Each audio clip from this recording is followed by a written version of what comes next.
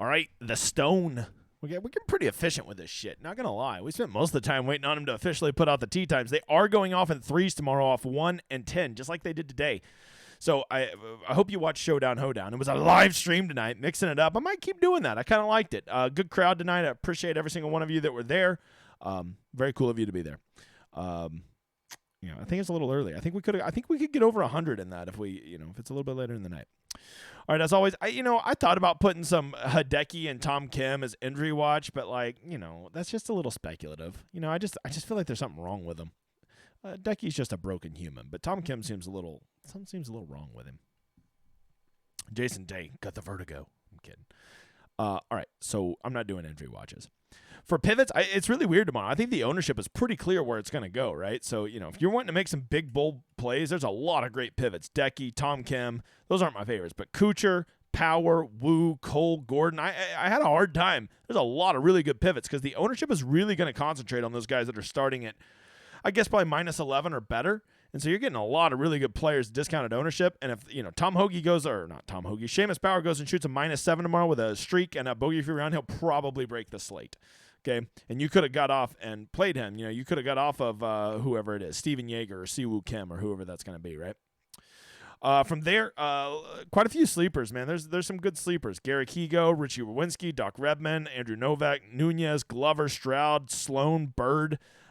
As always, man, just like today, the sleepers fucking smashed today, right? And you're thinking, I played Kelly Craft and he sucked. Well, that's the nature of sleepers, right? The point of a sleeper is there's somebody that can really go have a good round. They're all the metrics are pointing in the right direction, but sometimes they remember they fucking suck at golf and they're Kelly Craft and they go put up a clunker. Trust me, he killed my lineup too. Okay, but there were some other really good ones.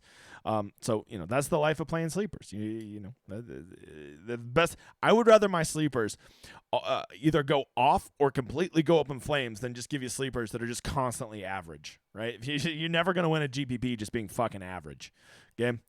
As always, and not a lot of cash plays. I don't love cash tomorrow. I really don't. But if I were, I would start with Day, Hatton, Palmer, Mackenzie Hughes. Those would be some guys I'd be playing. I'd really be looking at high upside guys or lower owned guys. I really like that for tomorrow. So, of course, we have our high upside guys. Those are guys that just hit their threshold more often than not. We have our ownership buckets. Of course, the actual ownership numbers will be with the projections when we get those out later this evening. They take a hot minute to do. You can see we haven't even got the rough draft in. They take a fucking hot minute, man. They take a lot of inputs on those. Tee times, nothing there because they're going off in threes. We got their event score. We got their round score. You can see a couple guys. Scotty Scheffler, he did bad today. He can never do good tomorrow. Or he could. A lot of guys right here in this range. Mackenzie Hughes, Gordon, S.H. Kim, Soon You'll Know. They all suck today. Can never play those guys tomorrow. Or you could. Although I will say Soon You'll Know seems like he's a falling fast. I like this win equity, right? Kind of gives you an idea of who's going to win tomorrow. And you see a lot of guys actually have a real chance. Nobody's even above 20% to win tomorrow. That's crazy, right? So that gives you a lot of flexibility. I don't think there's anybody you have to play tomorrow. Because they're just the win equity is so high. No, not in this tournament, bro. All the more reason to get away. I love this top 5 tomorrow. Go find those guys that have 8-10% chance of backdooring a top 10, right? A guy like Richie Winsky, 15% of the time he'll finish in the top 5. Not top 10, top 5 is what I meant to say. You know how I love the approach series. I talk about it every time. Good approach is a good thing to look at. Strokes gained approach is what noobs look at, right? Oh, he picked up 2.99 on approach today. Got to play Cage Lee.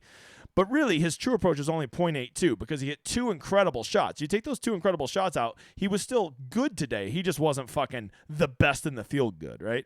So, you know how it goes. If you want to have a good scoring round, you're going to have to be hitting good approach shots on 7, 8, 9 holes, right? So, that's why I love True Approach so much. And then the delta is just the difference in those numbers. He has a big negative 2.17. That means you take out a couple great holes. He wasn't, he was good. He wasn't great. Then, of course, we have our short game regression, how good they, if they're around the green and putting was bad, how likely they are to bounce back from that. If it was really good, like Terrell Hatton just luck sacked with a short game today. By the way, I just realized that's what cost me that ticket, SOB. Him luck sack. But it's okay because he could go win me a $44, I wouldn't mind having another Fantasy Golf World Championship ticket.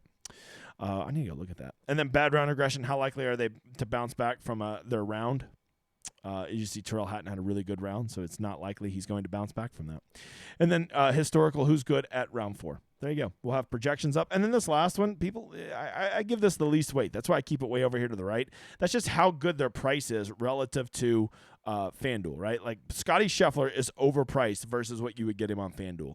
Whereas somebody like Adam Hadwin is a really good price versus what you would get on FanDuel. That's all it is, man. All right, this is the Stone.